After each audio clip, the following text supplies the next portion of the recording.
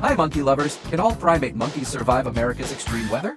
Previously, if you really love your country, please write the name of your country in the comments column and press the subscribe and like buttons, and don't forget to activate the bell button and share with all your loved ones. Snowfall that continues to occur in most of the United States certainly threatens the comfort of all living creatures, not just humans, both animals in the wild and in zoos. However, animals have some unique ways to overcome this. An animal's reaction depends on three basic things: the species, the individual's personality, and the animal's access to shelter and human-made items. Apart from humans, orangutans have found the best way in the primate world to deal with rain. Orangutans live in the rainforests of Kalimantan and Sumatra, Indonesia, where humidity is part of the landscape. In the forest during a storm, orangutans will make canopies and protective hats from leaves, but in zoos, they find more interesting materials. Orangutans wrap themselves in burlap sacks and often just sit quietly out of the storm. Like many other animals, they also have the option of hiding in cages.